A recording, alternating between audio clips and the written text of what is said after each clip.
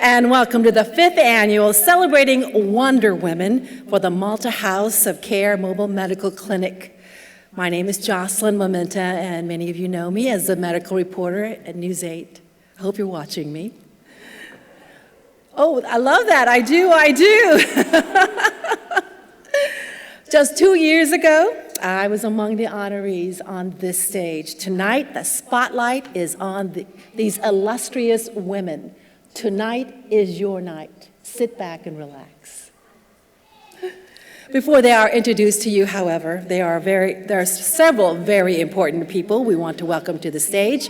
Our first VIP is Bobby Barduca, Executive Director of the Malta House of Care Foundation. Please welcome Bobby.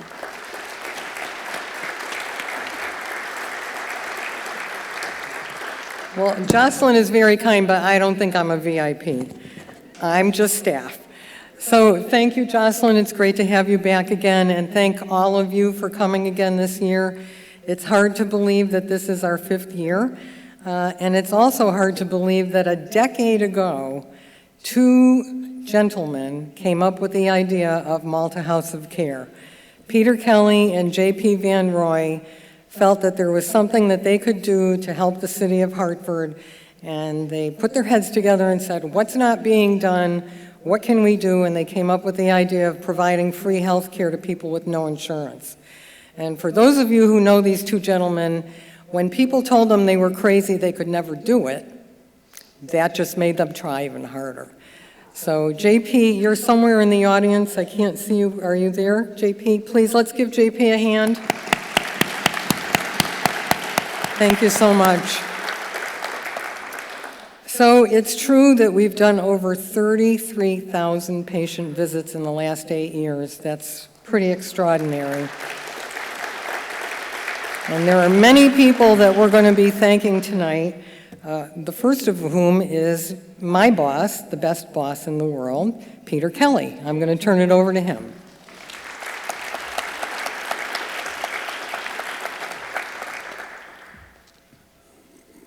Thank you, Bobby.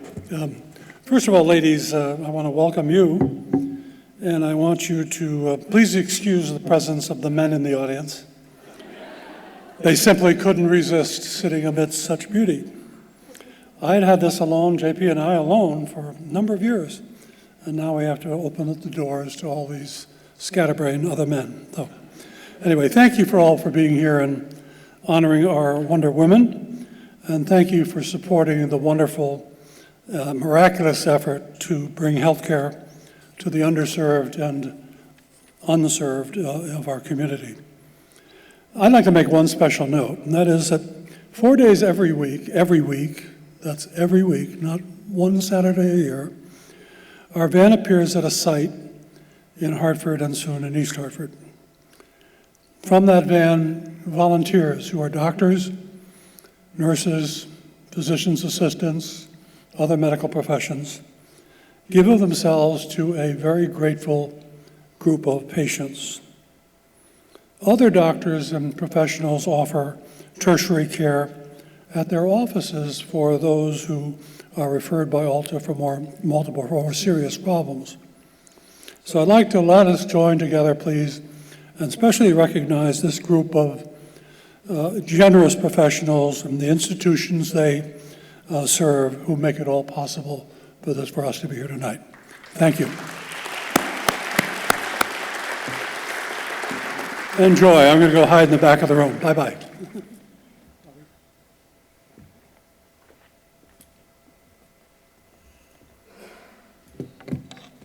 So Peter started to say thank you, and there are many of our volunteers who are in the audience tonight. We thank you so much. We have about 40 volunteers. They're made up of physicians and nurses who are still in practice and others who are retired, who still felt that they wanted to do something with their medicine. They come every week, as Peter said, and they treat our patients. So in addition to our volunteers, we also have a terrific staff.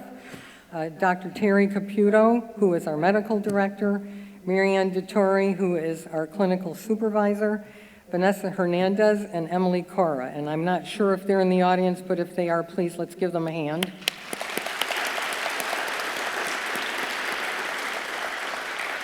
Both Dr. Caputo and Mary Ann were both volunteers before they came staff, so they understand why they're there. They know what our patients need, and they know how to deliver that care with both dignity and respect, which is what we're all about. So this is our largest fundraising event each year. My good friend Karen Wheat, who came up with the concept of Wonder Women, I was thinking that we needed to do an event. I didn't want it to be another gala. I wanted it to be something different. We had lunch one day, and I said to her, you know, I would like to honor women, but I can't wrap my brain about it. I don't know what to do. I don't know what to call it. And she said, just as a joke, well, we could call them Wonder Women. And I said, I like it. No, I love it. So that is how Wonder Women was born. So 5 years ago, we started the tradition of looking for women in the community who are making a difference in the lives of other people. And again tonight, we have 7 women who exemplify that.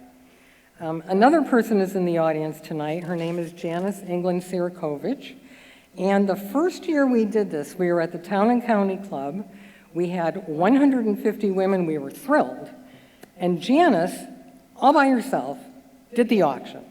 So we would not have had an auction without Janice. And she's here tonight. I just want to say, Janice, thank you.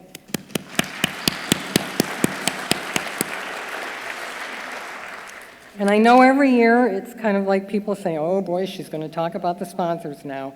Well, I have to say that if it were not for our sponsors, we all would not be here. So I have really such great pleasure in introducing our next speaker.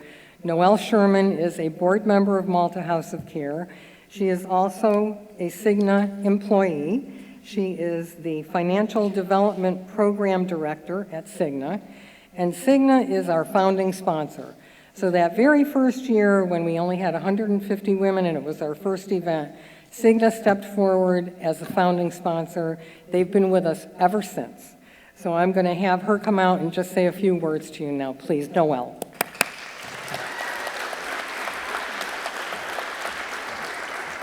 Thank you, Bobby.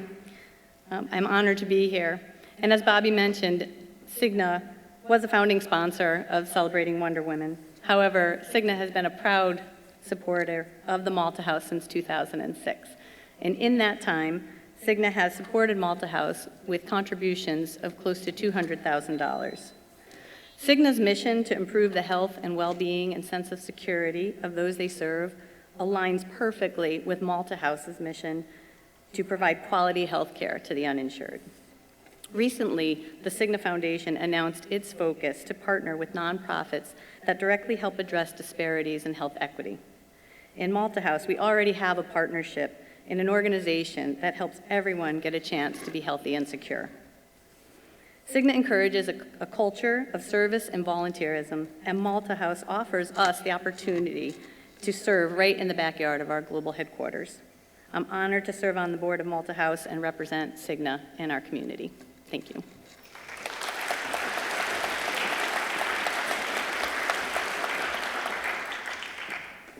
Okay, so I am also privileged to now thank a number of our sponsors who are at the leadership sponsorship level. Again, for the 5th year in a row, Farmington Bank has been one of our leadership sponsors.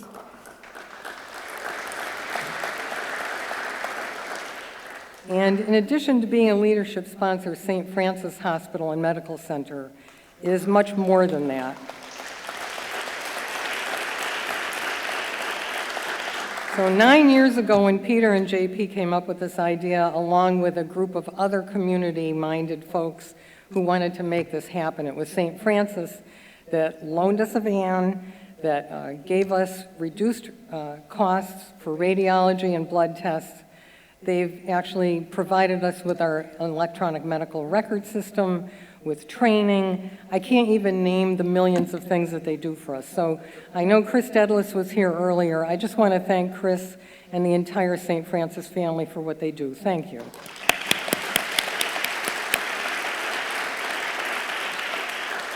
We also have a number of supporting sponsors. Did everybody like Carla's pasta tonight? I think so. We've had Carla's Pastas with us for the 5 years we have Carla's Pasta with us for every event that we do. Carla's Pasta is as much a brand of Malta as the pin that I wear. So tonight, Carla couldn't be with us, but her son Sandro is here with his family. Thank you, Sandro, and the whole Squattrito family. How about desserts? Yum. We call them cake balls, but that's probably not the most elegant way of describing them. But Gail Melanson and Cindy Savino from Bella Creations have provided us with our desserts for 5 years, and we thank them so much.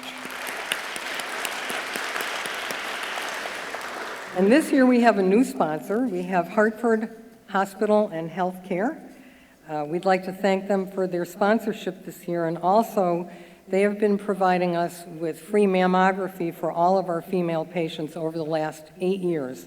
So we thank them for that. It's a very important thing because most of our women have never had a mammography, so it's very important. And we're happy to say that Elliot Joseph was here tonight, and we want to thank Hartford Hospital and Elliot and all of the doctors and nurses from Hartford Hospital who are volunteers. So is anybody in need of a new vehicle? Did you notice the beautiful Audis that are outside from Hoffman Auto? Again, Jeffrey Hoffman was right there at the beginning. He's been with us for 5 years. And once again, Hoffman Auto is another one of our sponsors. So when you need a new car, trust me, I've bought 5 cars. They're all Audis, and I love them. So buy a car from Hoffman Auto. You will be happy.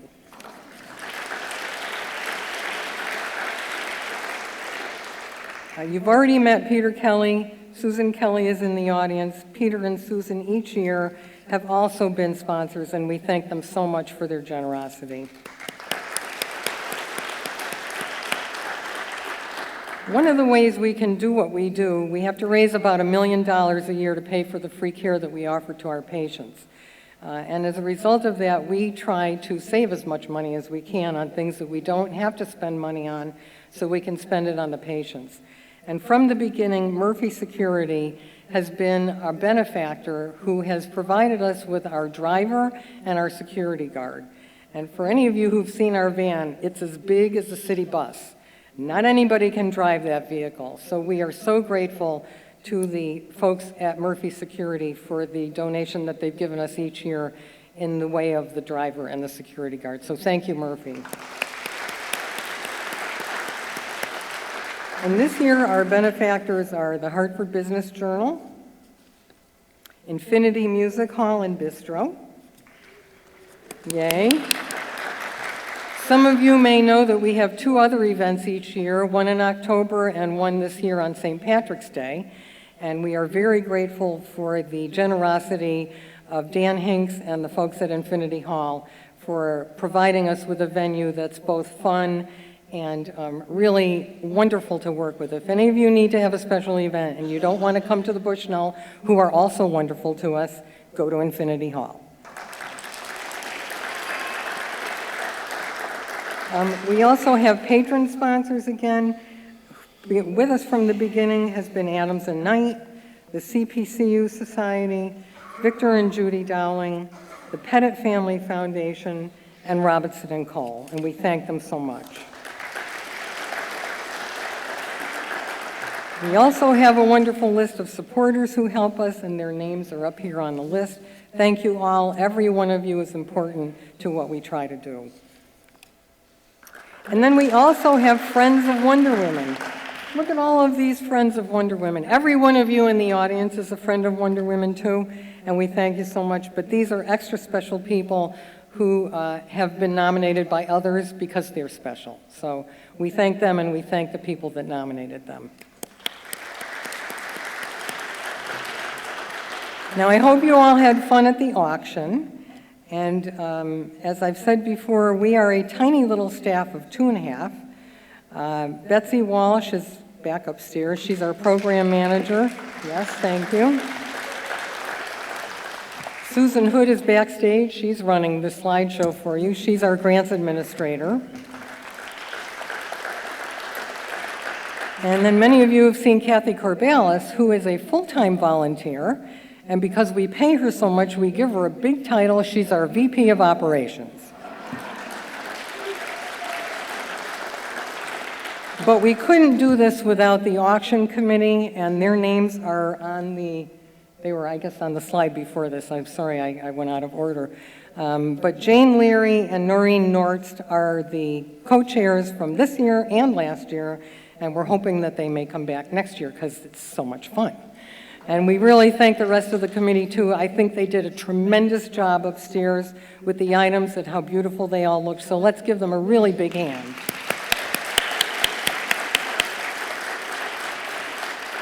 So I thank you all for your patience in listening to this, and as I said before, every one of you is a friend of Wonder Women and a friend of Malta, and on behalf of all of our patients, thank you so much. I'm going to give it back to Jocelyn now.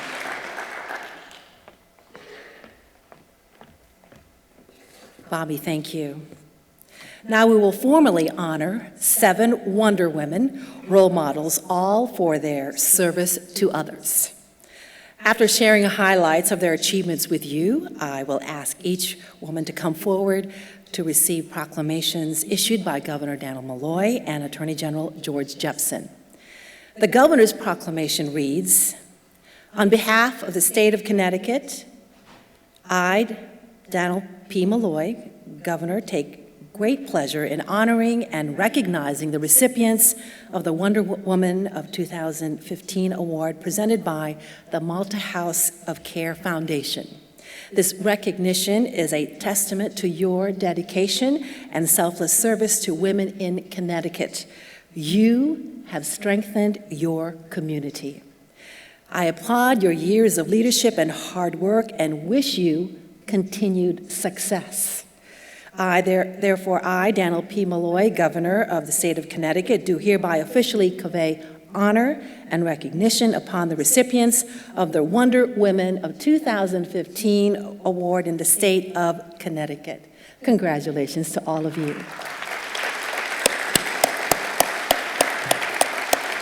And now to the reason we are all here tonight, the 7 Wonder Women of 2015. And we begin with Charmaine Craig. Will you please come forward?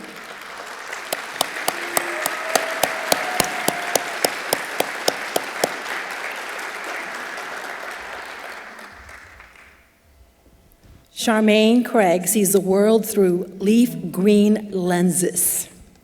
The former director of community outreach for Knox Incorporated, Charmaine became known as Hartford's Tree Lady. Her skills as a grassroots organizer facilitated conversations and projects throughout the city of Hartford. These have ranged from neighborhood cleanup projects to helping residents of Behind the Rocks and Frog Hollow to give voice their community needs, to involvement in the Charter Oak Rice Heights home renovation, the planning and implementation of the Learning Corridor, and the creation of the Park River South Branch Trail, always creating links communicating across cultural lines with a focus on building a stronger, greener, and more sustainable city.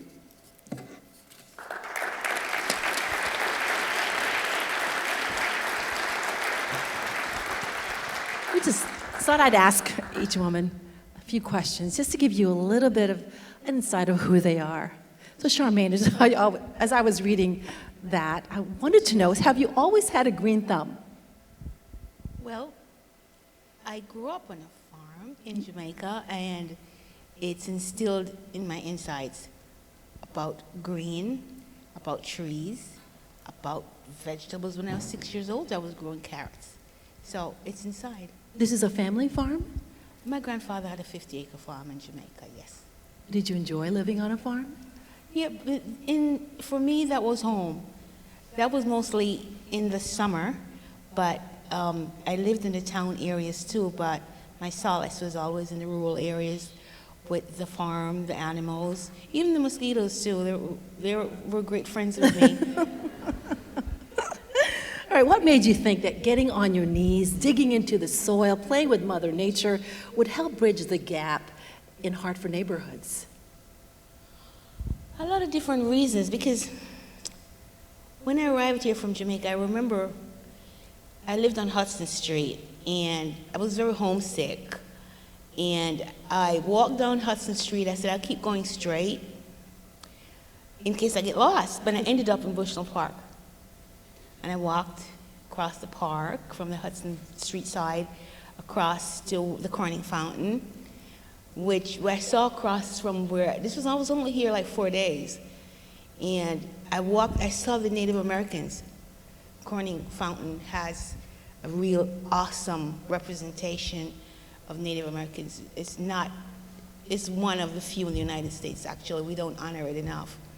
And I came upon the plantings around the Corning Fountain. It was all coleus. And that was home to me immediately. We call it Joseph coat of many colors, that particular plant. And I think, reflecting on my life here, I think that was a pivotal moment.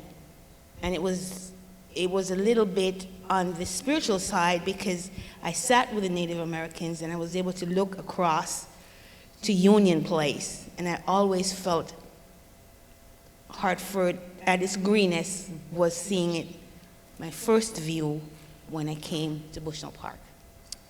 That's an incredible story, and we are so thankful that you moved from your native land to here and making such a big difference in our community. Charmaine Craig, thank you so very much, and congratulations. Thank you.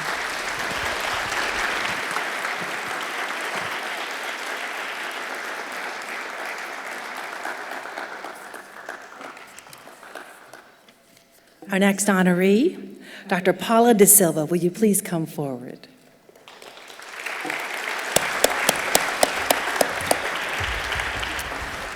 Dr. Paula De Silva is an educator and an advocate of children and adults with disabilities, initiating programs in public schools, services for the blind, and Department of Development of Disabilities. She has served in high-level positions at Chris Radio for the blind and Very Special Arts Connecticut for artists with disabilities. She is also a volunteer for those in need, from mothers with babies in Haiti to the deaf and blind in rural Sri Lanka, to returning veterans, to families who have suffered the loss of a family member, including the families of Sandy Hook.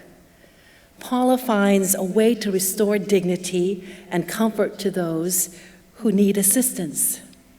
She has been actively involved in scouting for 30 years, and her current projects include Quilts to Heal and St. Anne Cares. Dr. Paula De Silva.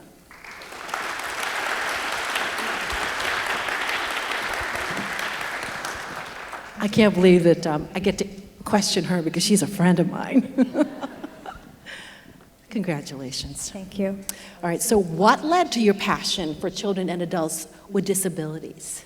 I went to school at St. Joe's, and as a freshman, before the Gengras Center was built, there were children who were not permitted in public schools because of their severe disability, and they had classes in our dorm. So on lunchtime and whenever I had a break, I got to know the children, and that kind of bit me that I wanted to do this for my career. When you see children like that, you just know that you want to do something that will help them in their future. Actually, at first, I used to go back to my dorm and cry because I felt so sad, but then I realized that's not the way to teach, and every person has something in them that they can achieve, every single person, and that's the part of people that I like to work with, is to try to reach in as deep as I can and help them achieve the goals that maybe somebody else doesn't think they can, but I think they can. Well, you've certainly been a lifelong volunteer. You've also traveled outside to help those in need. Can you share with us perhaps a story or two that just really tugged at your heartstrings? Oh, there's so many, but I think maybe the first time I went to Sri Lanka, I took about 500 pictures because it was very new and different. And we can see programs of third world countries on National Geographic or TV, but it's not the same as being there.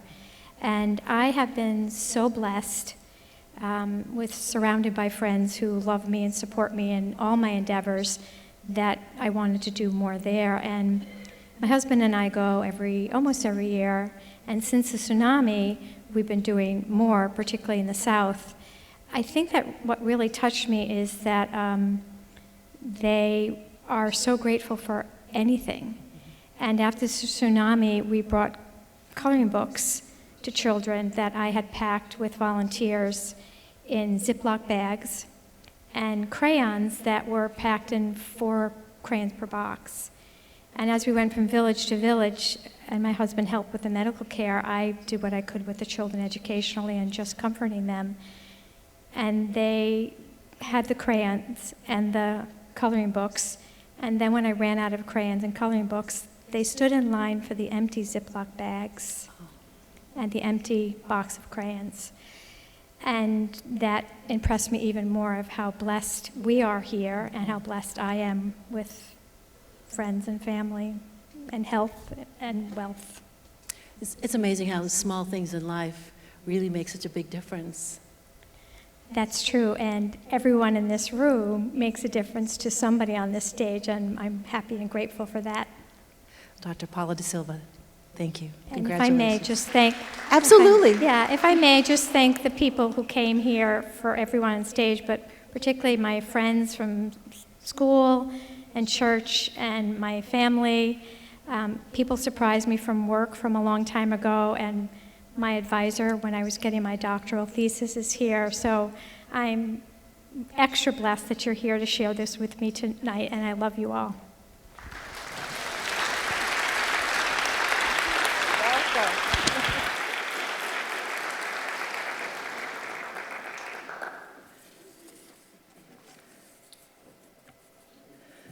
Our next honoree is Polly Hinks. Let me tell you a little bit more about Polly. She knows the challenges facing the physically disabled, for at the age of 24, pregnant with her second child, Polly came down with polio. Hospital volunteer work led to community activism, which led to the founding of New Horizons Village in Farmington, a complex enabling the severely disabled to live independently. Polly continues to serve on its board of directors. 5 years ago, with several members of First Church Farmington, Polly formed a ministry team to assist the elementary school in Freetown, Sierra Leone. First with backpacks, and now building a new primary school. Polly recently joined the West Hartford Rotary to continue working to rid the world of polio, and just stepped down as president of the Macaulay Residents Association. And she believes that she still has a lot of work to do. Polly Hinks. Polly, I know you have, she'd like to say a few words before I ask her a question. Hi. I think the most wonderful part that I can think about as I look back and look forward is to what happened with New Horizons, which started out as a bunch of very severely disabled people living in a sort of an old-fashioned hospital in New Britain, Connecticut. And they got together, they had the courage to decide that their lives were going to be improved and better. And they got to work, and along with friends and all kinds of important people in the government, the governor, all kinds of people, slowly it developed that we were able to, I got involved, able to go through the legislature, and were able to get the equipment, the money, everything else to build this really quite wonderful place in Unionville, Connecticut, which is New Horizons Village. It's going strong. It's wonderful. About 100 people, all of whom have severe physical disabilities, live there in a way that gives them the freedom and independence that they could no more get in a nursing home, which is where they had been stuck for so long. So I think of I think of it, and when I go over there, I think, man, that's fantastic. It is fantastic. It's just wonderful. And if you're stuck, I'm not stuck because I've had a big, wonderful family, and the wheelchair is really quite helpful. I use it all the time, but an awful lot of people who have had severe physical disabilities really have suffered. And you go to New Horizons, and it's wonderful.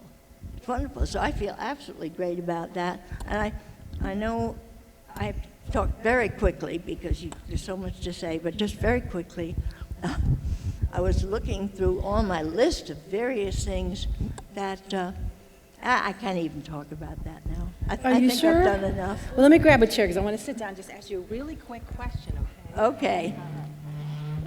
Where are you? I'm right here. Okay. Right here with you. Okay. Here we go. Yeah. You know, it's amazing, Polly, what you've been able to accomplish in your life. So many of us haven't even gotten to that point yet. You've done so much. 87. Well, yeah, 87 years old. So, Polly, you know, what's amazing about you is that you have not allowed polio to define who you are. How have you used that to motivate yourself and inspire others? Well, it's just not important. If you have the good fortune of having help and family and you're not trapped by poverty or anything like that, so what your body does, I mean, I sit in a damn chair, so what? Really?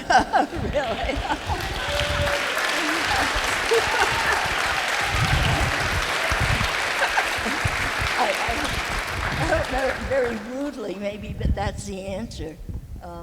Life is wonderful. I'm an artist. I see things. I love music. I love people. So what's that got to do with polio? Nothing. Absolutely, you're so right. Thank you for sharing that with us, and thank you for just inspiring all of us tonight. Okay, thank you. You're welcome. Congratulations. Yes, Polly, thank you.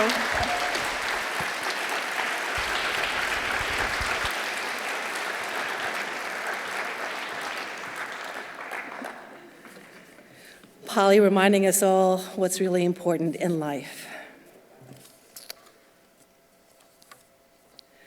Our next honoree is Dr. Anita Kelsey. Will you please come forward?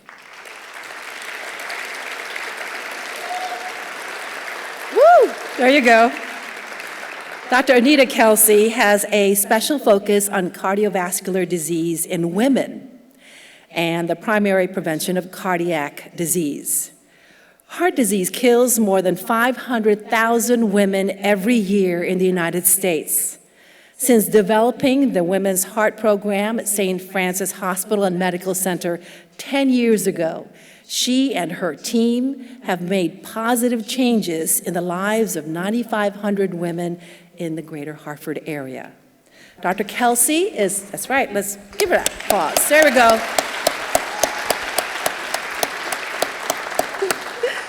Dr. Kelsey is also an associate professor at UConn School of Medicine and is president emeritus of the American Heart Association's North Central Connecticut Board of Directors.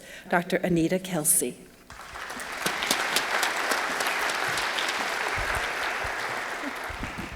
I love that you're wearing red.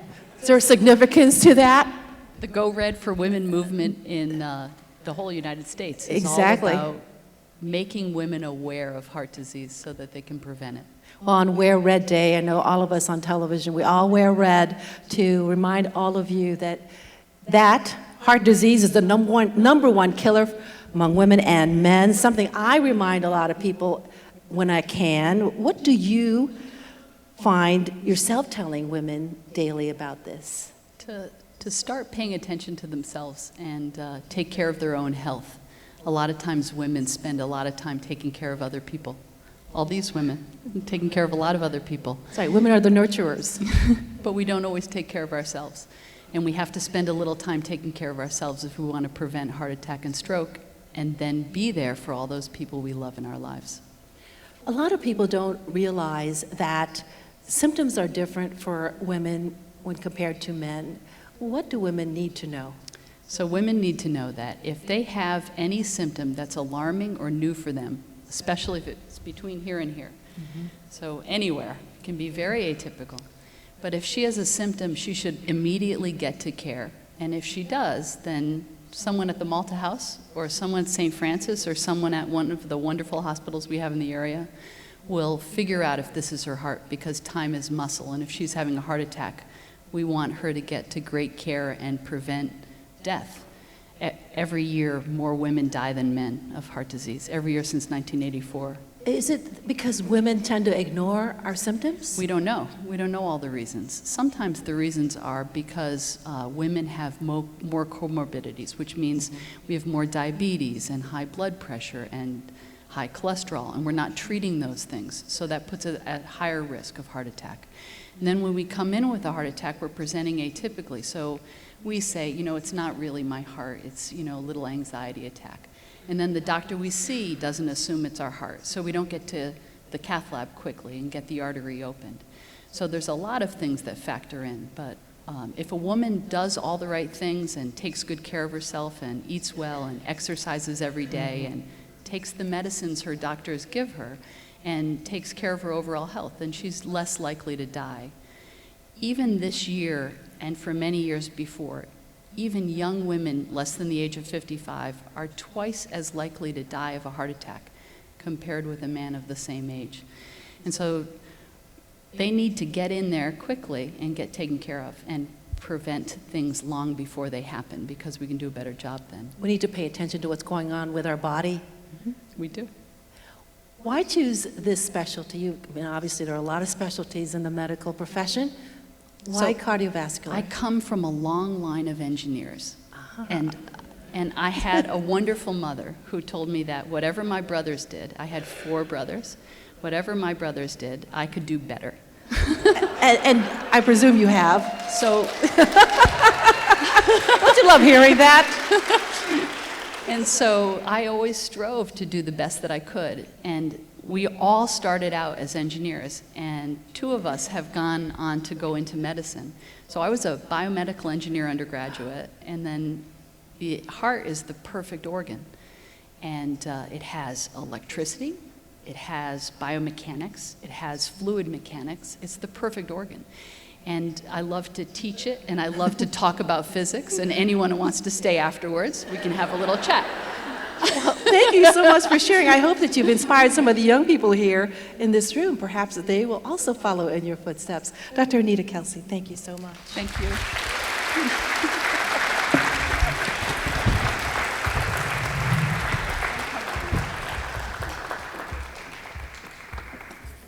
Well, where were you when I was pre-med, Dr. Kelsey?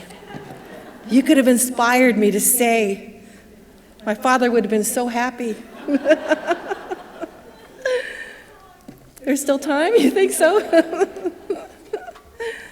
Our next honoree is Yvette Melendez. Will you please come forward?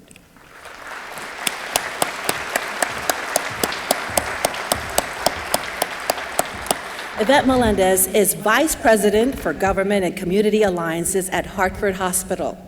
Additionally, she is Board Chair of the Hartford Foundation for Public Giving and Vice Chair of the Connecticut State Board of Regents for Higher Education. Concurrently, she serves on the boards of the Partnership for Strong Communities and the Southside Institutions Neighborhood Alliance. In these and past appointments, including state and gubernatorial task forces, she brings her expertise and insights into the areas of desegregation, educational achievement, and other social policy agendas. Yvette Melendez.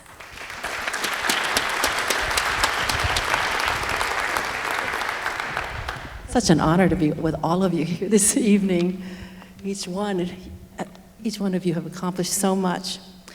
Yvette, what really drives you to push for social policy issues like education, desegregation, and healthcare? Well, first, let me start off by saying that, I want to thank everyone that's here, friends and colleagues from the many associations I'm involved in, the foundation, the Board of Regents, but I am just so in awe and so struck by these wonderful women who have accomplished so much, some of which I had the pleasure of working with in different roles. It warms my heart to be part of this group of incredible women that are making a difference in the lives of so many people, and to have recently in the last year make the acquaintance of a colleague like Bobby Bartuka and having the opportunity to work with Malta House. I just feel so privileged and so proud to be here. Why I do what I do is because someone, when I grew up, took an interest in me and saw something special in me that I didn't see, besides the Wonder Woman in my life, which was my mom, who was the role model for me, who always thought I was the world and made me feel like I was the world. I also had people who believed in me and gave me an opportunity. As a child, I was the first in my entire extended family to attend college. I grew up in Brooklyn, New York, with a very proud, hardworking, working class family who made sure that I had the opportunity to attend college. It dramatically changed the course of my life, that of my sister, who's now a law school professor. But I realized that by giving back, by caring, we each have the ability to make a dramatic difference in the life of one person and many people, and you've heard it over and over from the women who have just spoken before me. And so I was fortunate enough when I first arrived in Connecticut as a young professional right out of college to have a woman who mentored me through my professional career. And I found an opportunity to join a women's organization so that I could do the same for young women and girls. It gave me the opportunity to not only do that locally, but to have the opportunity to meet women from the entire world and see what happens when women care for women and the incredible power that women can have in changing the lives of other women. There is something about that, isn't it? When we all get together and start talking, we seem to be able to move and make things happen. Yes, absolutely. You know, I'm blessed to not only have had the opportunity to be engaged with wonderful organizations, and I think the greatest gift currently is that I'm part of an organization, the Hartford Foundation for Public Giving, that essentially touches just about every nonprofit organization in the greater Hartford area, infusing over $30 million to nonprofits who make a huge difference in the quality of life for people in this region. And to be able to be part of that and to interact with people who care and are philanthropists in their own right. And a philanthropist doesn't necessarily mean a person who has to give millions. It's people who just give. They give of their time, they give because they care, and they also give of their treasure. But I just feel sometimes like I have to pinch myself that I have the opportunity to actually be part of that. It is incredible. Nonprofits are the backbone of society. Absolutely. When they step in to fill the void where corporate America or the government can't do things, where they can't do whatever it is, and we know that we have to depend on these. And people like you really are so key to that. Yeah. Well, I'm fortunate, as I said, that that I've had wonderful role models that I work with women and men who are not only brilliant and care and bring their gifts, but are committed to changing the lives of people, whether through education, like public education, and you'll hear from one of our wonderful presidents shortly, and the difference it makes when you have policymakers and you have people, leaders, educational leaders, that care about providing opportunity to adults and young people who otherwise may not have had that opportunity. Well, you continue doing what you're doing. We so appreciate it. Thank you. Melendez, thank you very Thank much. you. Thanks so much.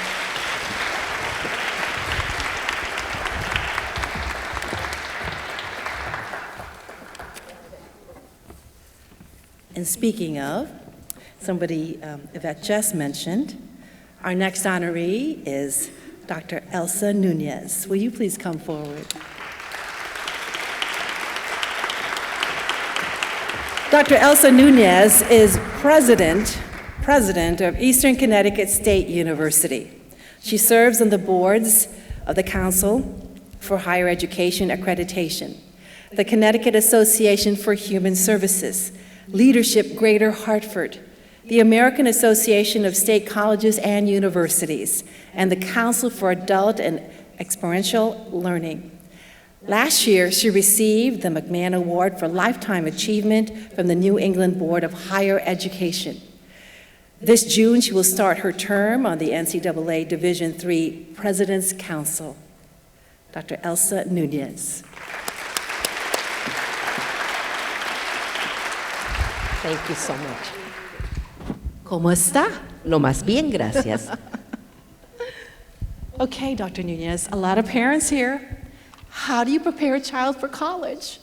You save every dollar you can. But you can do that by going to a state college. Yes. I tell everybody this, we're such a bargain. $20,000, you get tuition, fees, room and board, everything but books.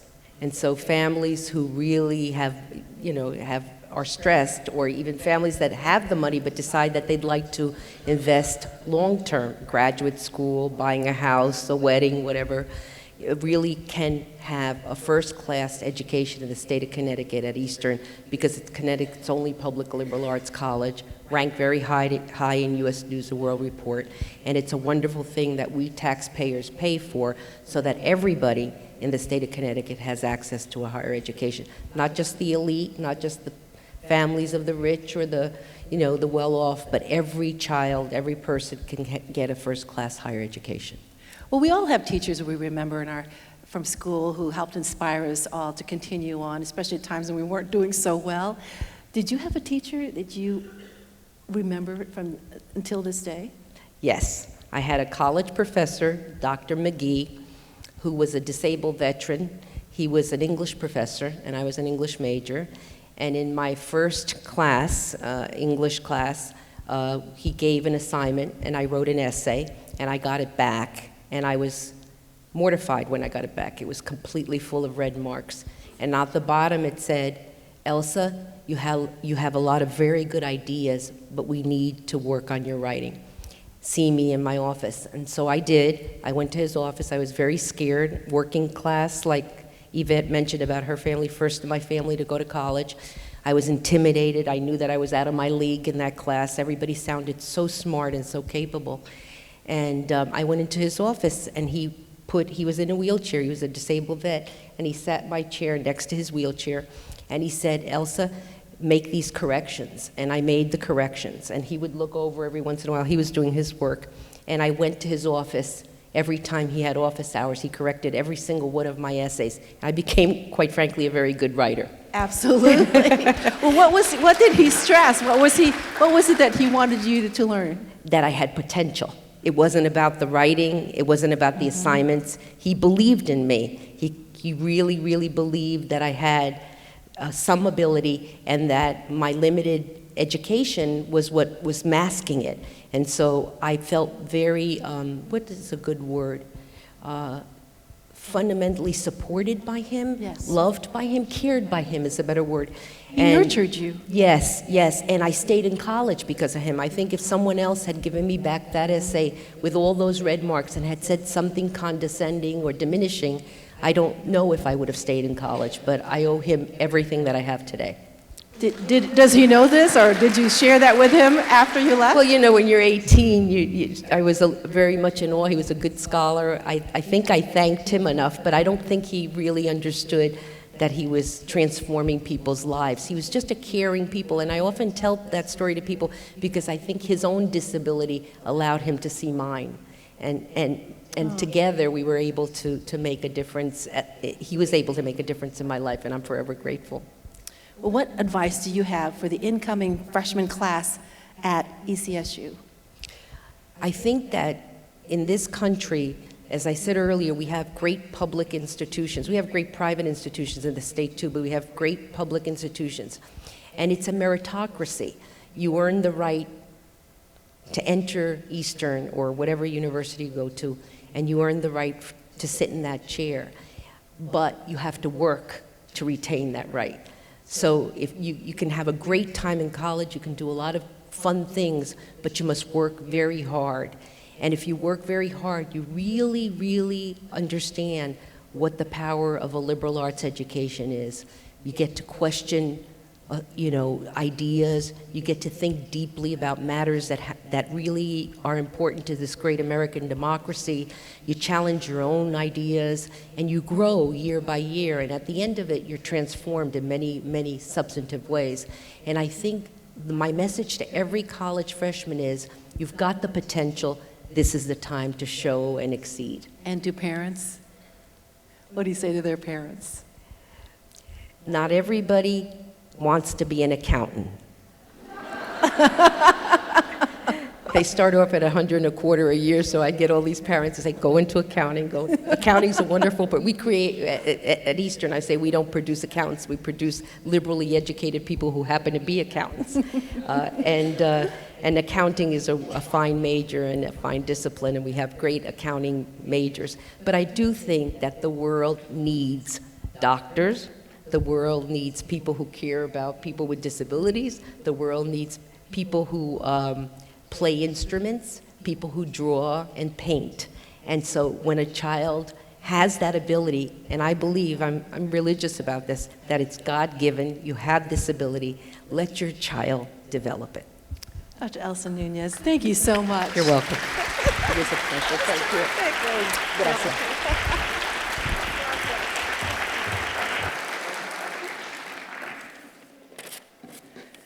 And now to our seventh Wonder Woman. Susan Shearer, please come forward.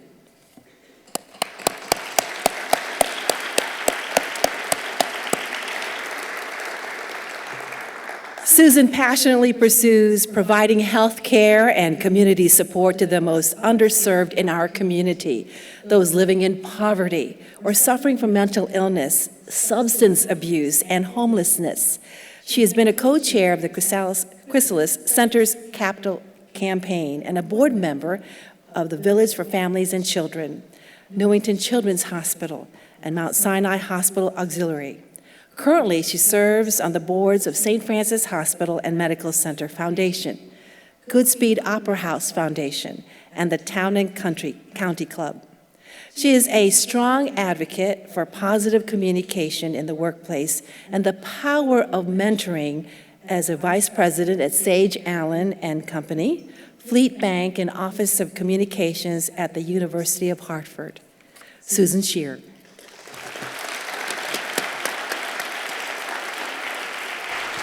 You look so relaxed. It's been a great night, hasn't it? You've been a very busy woman, focusing on the underserved members of our community. What have you learned from them? I've learned that they're not in the positions that they're in because of anything they could control. And those are the people that really need our help more than any other. They either were born with problems or develop problems, and they need help, and they can't do it for themselves. It's the people who could do it for themselves who don't and live, forgive me, off the public trough that I don't have as much sympathy for. What's the best way to help them? The best way to help these women? Well, it's not just women, it's men and women. I think an organization like Chrysalis does it very well with supportive training, supportive health care. St. Francis does a lot of that. Working with people so that they can help themselves. You help them to help themselves. But often for them, it's tough to find it within themselves. So they need people like you. And organizations like Malta House of Care, which helps people who perhaps couldn't go to a private physician, couldn't get health insurance, but are working, are striving, they're trying to help themselves. The working poor are the almost neediest people in our community because they want to succeed. Is there anyone in particular you're trying to help right now? Personally? Personally? Not at the moment, no. But you've helped so many people throughout the years. I've done it through organizations, perhaps not as an individual. But together, in these organizations, you worked, and there's so much power behind that. I think when you're fortunate that you have, as I have, a wonderfully supportive husband who understood when I came to Hartford 52 years ago, I was going to go to work. I was a career girl in New York. And here I was in Hartford, Connecticut. I was going to go to work, and I was able to follow his example of getting involved in nonprofit organizations, which enabled me to help those that were most needed. So behind every successful woman, there's a man, too. Every Wonder Woman has a strong, supportive man behind her. Or a significant other, absolutely. You're a mentor. Is there something you emphasize, a particular message that you share with people? Well, I've always said when someone comes to me and says, I'd like another job, I'm tired of this one, I always say, what do you do best and what do you like to do best? Because if you don't put those two things together, you're not going to really succeed. You are a warm, wonderful interviewer because you like doing it. And you've got to be happy in what you do. Is that something you live by? Mm-hmm. And look at where you are. Yeah. You're a Wonder Woman.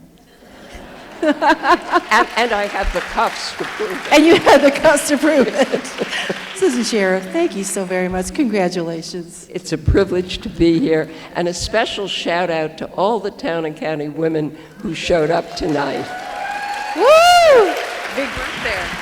It was a pleasure talking.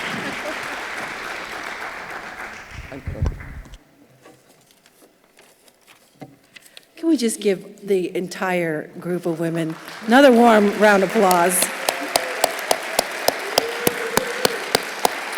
You've inspired so many of us sharing your stories tonight. I know we've learned a lot about you that isn't on the bio or on the program.